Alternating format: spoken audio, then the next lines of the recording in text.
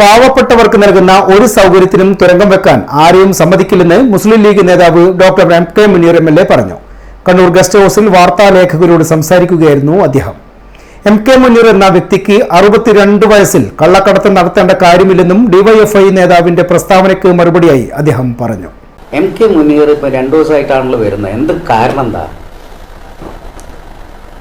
പിണറായി വിജയൻ എന്ന് പറയുന്ന വ്യക്തി ഈ രാജ്യത്തുണ്ടാക്കുന്ന പ്രശ്നങ്ങളുണ്ടല്ലോ, ഈ RSSുമായിട്ടുള്ള ബന്ധം, അത് നിങ്ങൾ എന്നെ എന്ത് ചെയ്തു കഴിഞ്ഞാലും അത് ഞാൻ പറഞ്ഞുകൊണ്ടേയിരിക്കും. അത് DYFI അല്ല, അതിൻ്റെ അപ്പുറത്തുള്ളവർ വിചാരിച്ചാലും എന്നെ അതിൽ നിന്ന് തടയാൻ പറ്റില്ല. കാരണം എം.കെ. മുനീർ എന്ന് പറയുന്ന വ്യക്തിക്ക് ഈ 62-ാം വയസ്സിൽ കള്ളക്കടത്ത് നടത്തേണ്ട ആവശ്യമില്ല. അങ്ങനത്തെ ഒരു പാരമ്പര്യത്തിൽ നിന്ന് വന്നതല്ല ഞാൻ. അപ്പം നിങ്ങൾ മറ്റവരൊക്കെ മറന്നുപോയോ? ഈ കള്ളക്കടത്ത് നടന്ന പിന്നെ CM-ന്റെ ഓഫീസിലുണ്ടായിരുന്നില്ലേ? ആ കള്ളക്കടത്തുമായി ബന്ധപ്പെട്ടുള്ള സ്വപ്നയുടെ വിഷയം എന്താ നിങ്ങൾ സംസാരിക്കാത്തത്? അപ്പോൾ അതൊക്കെ കേസ് തീർന്നോ?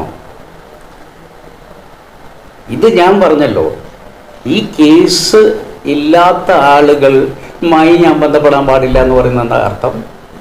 എന്നാൽ ഇവർക്കൊക്കെ ബന്ധപ്പെടാം.